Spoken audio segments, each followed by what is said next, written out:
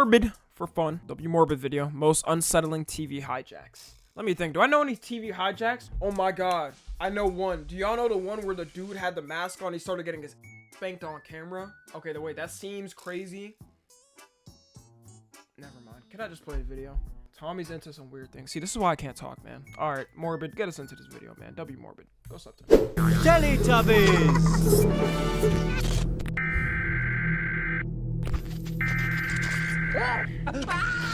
Never seen that, and I'm glad. Roethlisberger rolls first pass. On football? Who was hijacking football games? Ooh, wait, that's a good way. If you have like a bet on the other team and you don't want them to know the score, because they disqualify if it's not aired, right?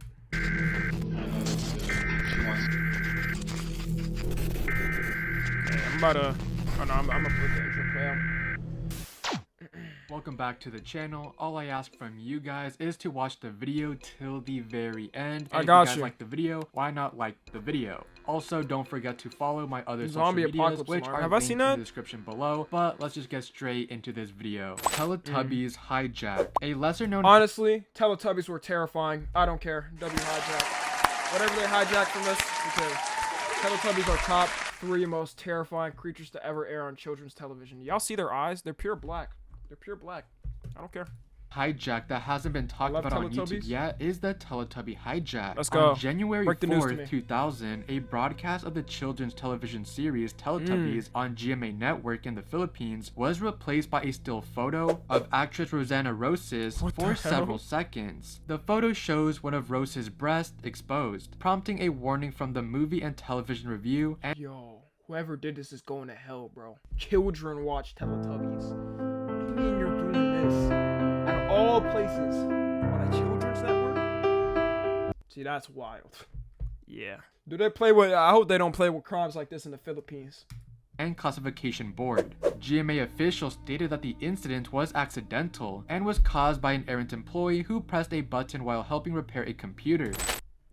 What do you... No, stop. What do you mean an arrogant employee? Why is that even saved on your company's computers? Like, isn't there supposed to be some NSFW policies and stuff? Is there supposed to be, SFW, whatever they call it? That's cap? No, they're trolling. What? This is all the information that I could find, and this topic... Unless somebody was horned up, like they were like, damn, they pressed the play button for it to air on TV, and they were like, oh yeah, let me save these pictures. Very obscure. There's really not that much information on this Teletubby hijack. Tuba TV hijack. In March 2017, intruders broadcast pornographic content for approximately 20 minutes on Tuba TV. 20 minutes?! No. At that point, it's on purpose.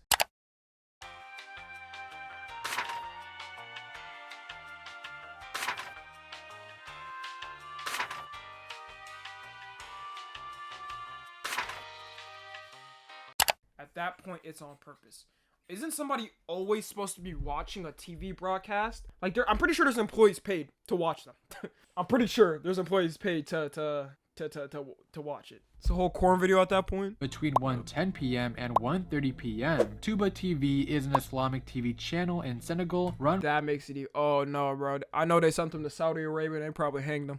By the Murid Sufi order. In a statement, they don't play with that shit. Management said, unreservedly condemned this criminal act, which seems to be a sabotage and a satanic trick. The privately run station usually broadcasts religious programs advocating Islamic values and teachings, all places of religious sermons and prayers, TV which corn is not part of their teaching. So the hijacker is most likely someone who's against Islam, and sadly the hijacker hasn't been identified from the research I've done. Oh yeah, the hijacker's lucky. If they identify them, y'all know they don't play with that. It's over. That dude is not making it out. Channel hijack. On September 7, 2012, the Disney Channel was interrupted on the Dish Network, replacing 6 minutes of Lilo and Stitch with a portion of a hardcore corn movie. 1 minute into the film, you would see a gray box popping in time to time while the Lilo and Stitch movie glitches for a bit. Afterwards, a 6-minute graphic movie plays instead, replacing Lilo and Stitch. After the 6 minutes end, the Lilo and Stitch movie resumes playing. A mother of Lilo and Stitch is amazing. You can't be doing it like that. Why is it all corn?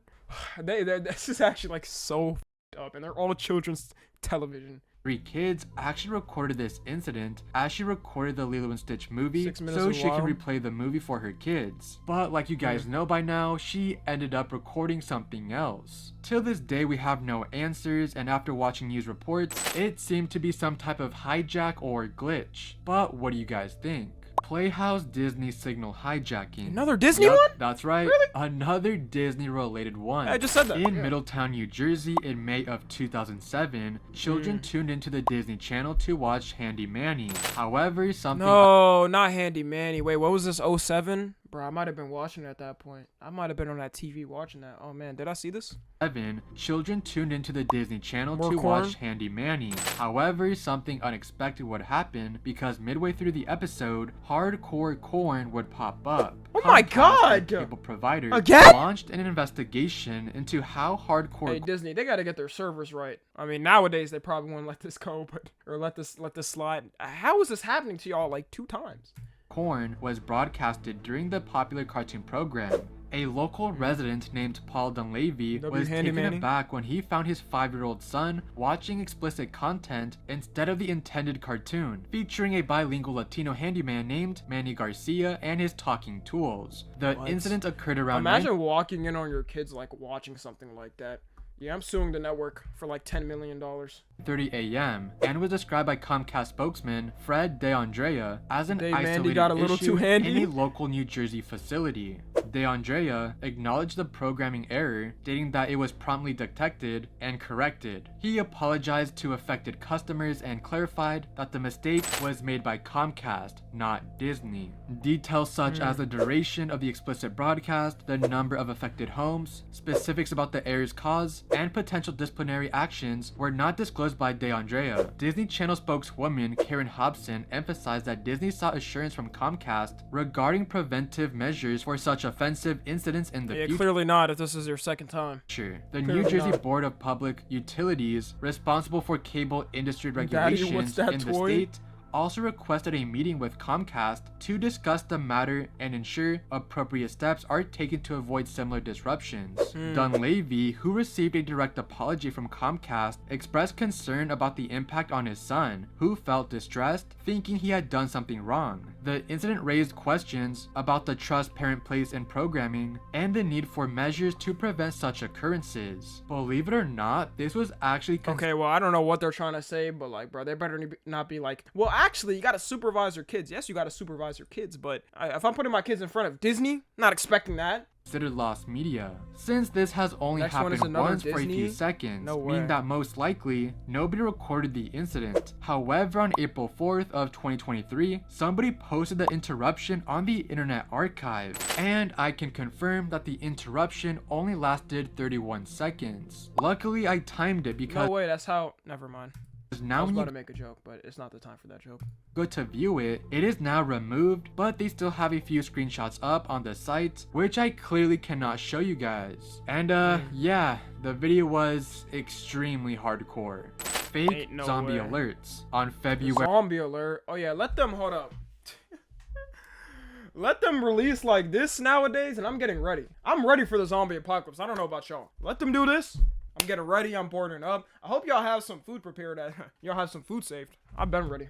February 11, 2013, the emergency alert They'll be system real of 5 eventually. television stations 2013, in that's kinda Montana, recent. Michigan, Wisconsin, and New Mexico experienced a hijacking, disrupting broadcasts with a false alert about a zombie apocalypse. Damn. The incident I was would've fell for declared it a for sure. hoax by local authorities, attributing it to hackers getting access to the emergency alert system equipment of various stations. The first occurrence took place in Great Falls, Montana, during the Steve Wilkos Show on I CBS. have all things the Steve Wilkos show. Does this even air anymore? affiliate Around 20? KRTV, where an audible alert warned of the dead rising from their graves. Later that day, No CBS way. affiliate WKBT-DT, ABC Why affiliate try and survive that shit? WBUP, Just say you're not built for it, man. I mean, you just gotta. It's cool, man. and I don't know. PBS member station WNMU in Market, Michigan, and LA Cross, Wisconsin, respectively, also fell victim to similar zombie-themed alerts during primetime programming. PBS affiliate KENW in I Portland, don't know what the zombie got going on, but I'm very offended. What the zombie's wearing. New Mexico, Very faced funny. a similar situation situation that led to the arrest of the hackers. 2 days after the initial hijacking, a morning show on WIZM-FM in La Crosse played the audio recording of the hoax alert, triggering WKBT-DT Emergencies Alert System once again. In February of 2017, radio station WZZY in Indiana experienced a similar incident using the same zombie apocalypse message as the 2013 hijackings. Engineers investigating the incidents found vulnerabilities in the emergency alert systems, including authentication bypass security and default passwords listed in user manuals. CBS default passwords? The first thing you do is, if you get a default password, is change it. See, this is what I'm be talking about when I say, like, y'all gotta be careful with your security with some of these websites, this and that. Y'all know there were like how many leaks? There were like 5 or 10 leaks last year or this year. I don't know, but hey, for y'all that use the same password, you're cooked. You're pretty much cooked. You gotta have some type of 2-step verification, even though it didn't exist back then.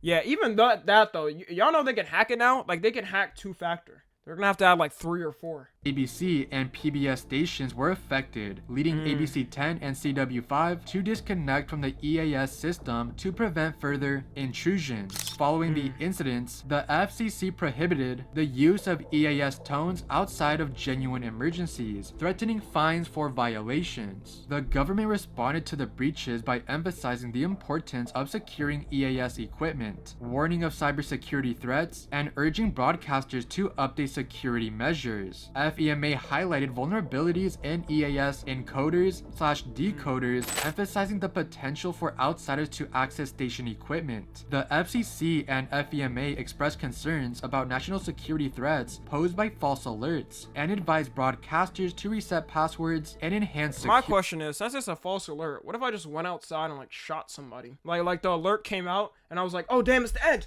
Oh my god, it's the end. And I just went out, because like I'm trying to survive. Would I get charged for that? Because technically it's not my fault, because it was aired on the TV. You're still getting arrested, but how though? How's that my fault? Security. Investigations by local and federal authorities, possibly including the FBI and FCC, revealed the overseas origin of the. Because like there was, y'all remember the Hawaii nuke thing? I think this was like 2020 or maybe before that, when they sent out like a false alarm saying they sent a nuke or something like that. I'm pretty sure they acquitted people for crimes. 3rd-degree murder, man. Whatever. Hijackings. The hackers were reportedly caught rigged. and arrested, but details about their identities and charges remain undisclosed. Authorities promptly declared the alerts as hoaxes.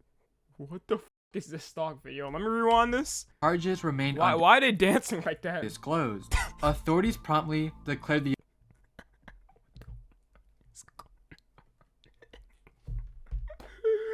alerts as hoaxes. Nah, if I see zombies coming around like that, man, I know I'm in no worry.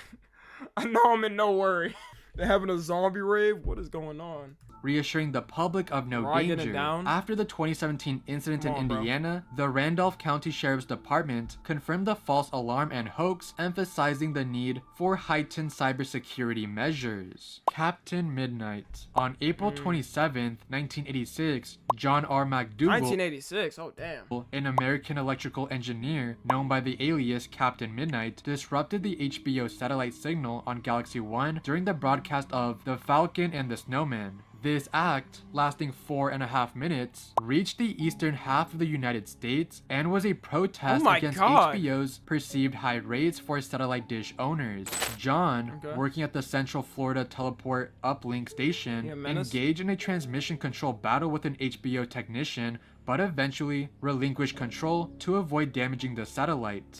While the intrusion caused minor inconvenience to viewers, the federal community. Good evening, HBO from Captain Midnight. $12.95 a month? No way. Showtime/movie channel beware. Oh wow. Imagine him seeing it now. Oh, this dude must have had a heart attack when he sees the prices now. A Netflix subscription is like $15 a month, right? Oh man. Ain't no protesting that. Communications and you can't just get Netflix, you gotta get all the services too. There's like 20. And the FBI investigated the incident. Imagine Just Stop Oil protesters do this. And this is probably effective for us. This is pre like internet and stuff. Oh my god. So everybody was seeing this. John surrendered to authorities after a tourist overheard him discussing the event, leading to a $5,000 fine, 1-year probation, and a suspension of his amateur radio license. This event gained significant attention, prompting the U.S. Congress to pass the Electronic Communications Privacy Act of 1986, making satellite hijacking a felony. The automatic transmitter identification system was developed in response to this incident. John's actions, while generating publicity and sympathy from some angry satellite dish owners, also raised concerns about potential interference with satellite-borne's communications. The aftermath saw legislative changes and technological developments to safeguard satellite transmissions. John's motivations were rooted in opposition to what he perceived as unfair pricing and restrictive trade practices, though he acknowledged being young and naive in navigating the media landscape. American Ecstasy Broadcast Hijacking. Isn't ecstasy a drug? On Sunday, September 6, 1987, a broadcast of the movie Three Daughters on the Playboy channel faced an unusual disruption when a What is this description? 3 sisters are budding sexually. Michelle finds love with her fiance. Jennifer falls for her piano. Okay, interesting. A text-only religious message appeared. The message, quoting Bible verses from Thus saith the Lord thy God, remember the Sabbath and keep it holy. Repent, for the kingdom of heaven is at hand. Exodus 28, conveyed a religious admonition. Playboy. Thus saith the Lord thy God, remember the Sabbath and keep it holy. Repent, the kingdom of heaven is at hand. Based. Thomas Haney, employed by the Christian Broadcasting Network, became the focal point of an investigation. Wait, why did they do that? Because like the movie was sexual? Satellite privacy linked to this incident. Convicted of satellite hacking, Haney, who maintained his innocence, marked the first person prosecuted under the newly enacted federal law, making satellite hacking a felony in the aftermath of the Captain Midnight incident. Investigators honed in on CBN due to the religious nature of the transmission and technical clues left by the jamming signal. Analysis of a VHS recording from the Playboy channels uplinked during the event revealed distinctive technical markers akin to fingerprints in the video. Thomas, serving as an uplink engineer on CBN, was on duty at the time of the disruption. CBN contested the case, asserting that the FCC's evidence was circumstantial, lacking witnesses, and unable to trace the signal's origin. During the investigation, attempts to replicate the incident using CBN's equipment were unsuccessful, as stated by CBN spokesman Dino McCann. Who the f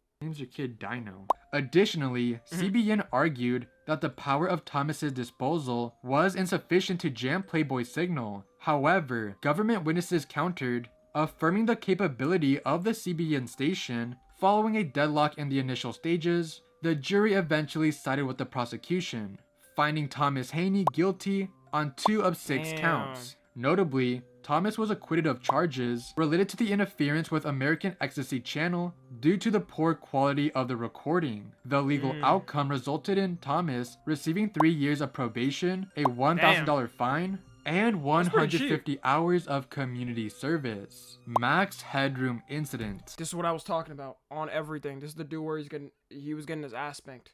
I'm aware that every YouTuber has already talked about this hijacking, but like it or not, this is the most iconic TV hijacking. That's what I was talking about. Don't question me. Why don't you watch the video? Why don't y'all watch the video? Stop questioning me. Time, and I just have to mention it for this video, but I'll make it quick. One night of November 22nd, 1987, the television signals of 2 Chicago stations, WGN-TV and WTTW, were hijacked, resulting in a pirate broadcast featuring an unidentified person wearing a Max Headroom mask and costume. The first incident— That's one ugly ass. I definitely would have been traumatized if I saw this randomly. Occurred during WGN's TV's newscast, where a masked figure swayed in front of a background resembling Max Headroom's, accompanied by a buzzing sound. The interruption lasted 17 seconds before control was regained. The second incident took place during WTTW's airing of Doctor Who, lasting about 90 seconds, with the masked figure referencing various topics. Despite a Federal Communications Commission investigation, wasn't even alive. I'm pretty sure no one here was probably alive at this point. Were never identified. The masked figure made obscure references, held up a Pepsi while mentioning Coca-Cola's slogan, and engaged in bizarre behavior, including a Please don't show it, morbid. crude scene with a fly swatter. Technical experts suggested the hijack You didn't show required it. Okay, significant good, good. expertise and Trump, bro, this is not Trump. transmitting It's power, not Trump. likely originating from a location in the line of sight of both broadcast towers. Speculation about the perpetrators focused on disgruntled Coke better than employees Pepsi? of Chicago's hacker community, but their identities and motives remain unknown. FCC penalties were mentioned, but the statute of limitations expired in So 1992. he just did it just because. Despite brief public attention, the incident so influenced confused. cyberpunk tropes and has been referenced in media over the years. This is a very bizarre hijacking. The fact that the people were never caught just makes this hijacking the most popular one. Super Bowl 2009 hijack. Yup, even the Super Bowl got hijacked, which is one of the most viewed broadcasts in I never heard of this. Of course it's corn, bro. Another one. God damn. television history. The Arizona Cardinals came close to a Super Bowl victory on February 1st, 2009, when Larry Fitzgerald's spectacular play gave them a 3-point lead in Super Bowl 43. However, this thrilling moment turned into an unexpected controversy for some Comcast subscribers in Tucson, Arizona. Just 13 seconds after Fitzgerald's historic move, Comcast's broadcast on KVOA faced a bizarre interruption. No way. Instead of celebrating the Cardinals' success, a subset of viewers was subjected to explicit content Oh my for god, 80,000 subscribers? That's legit like having 80k people live. Like 30 seconds, causing widespread disturbance and anger. People love hijacking The stuff with hijack porn. led to a prolonged mystery, leaving both Comcast employees and FBI agents puzzled about its origin. The investigation Monsters eventually be crazy. unveiled a surprising connection with Cox, a neighboring cable company that shared a partnership with no way they hijacked them. Hold up, they could be on demon timing. Let me hear this. Comcast. The broadcast feed for the Super Bowl came from Cox, and the interruption raised questions about whether they were involved. Cox employees initially argued that they couldn't be at fault, since they didn't provide any adult entertainment channels responsible for the disruption. The focus then shifted to Frank Gonzalez, a 36-year-old technician at Cox. With a seemingly impeccable record, love Cox. Gonzalez had been involved in implementing new broadcast equipment for Comcast in 2008. During these interactions, he gained access to Comcast servers and received login credentials, which, according to the FBI reports, Hacked were into not it. changed from defaults. Armed with the Comcast multimedia router and login credentials, Gonzalez had the tools to execute this explicit interruption during the Super Bowl. The breach involved physically connecting a router to Cox's server, enabling remote access to the entire Comcast network. Oh my god. Gonzalez, from the comfort of his own home, infiltrated Comcast's system and executed the unauthorized broadcast interruption. Despite Frank Gonzalez's efforts I mean, did people enjoy the video though? If they enjoyed the video, then like, just let them go, man. to cover his tracks, was on Demon forensic Time? experts discovered a crucial footprint connecting him to the intrusion. Authentication software logged the username corp/F Gonzalez, linking Gonzalez Okay, see, he's just stupid. He linked his whole. Oh my god, man. to the admin responsible for the Super Horny? Bowl fiasco. In 2011, Gonzalez was arrested, charged with computer 2 years later? tampering, and eventually point, everybody pleaded forgot guilty. The Everybody motive would have forgot at that point. They all soft now. behind his actions remain a mystery. Until this day, we don't Bonus know why film? he did it. Speculations range from him being a jokester or prankster to seeking a sense of power or importance. Gonzalez's lenient punishment of 3 years probation, no jail time, and the lingering ambiguity surrounding his motive continues to puzzle observers after a decade long. I find it so weird how hijackers always show corn when they hijack a TV program. It's just so weird. Like, couldn't y'all shout out my channel instead? And that is the Facts, they end need of to the shout 'em most out too. unnerving TV hijacks. Thank you guys for watching this video, and I know that Yay, many Joker. YouTubers have already talked about these type of topics, but the first few ones, like the Teletubby and the Islamic channel, those actually have not been covered by any other YouTubers, so I'm technically the first one. I know this idea isn't that original, Hey, but man. Nah, you're good, bro. W Morbid. That was a good video. Yeah, guys. I was about to say something crazy. No, let me not say that. I don't know. Just don't hijack TVs. You know what? Just it doesn't even matter anymore. People don't watch TV. Let's be real. People don't watch TV. Man, they really showed. Dude, Disney was fumbling 2 times They had hardcore corn on their shit 2 times. Yeah, man. Hey, but anyways, if you're watching this on the tube, join the Discord.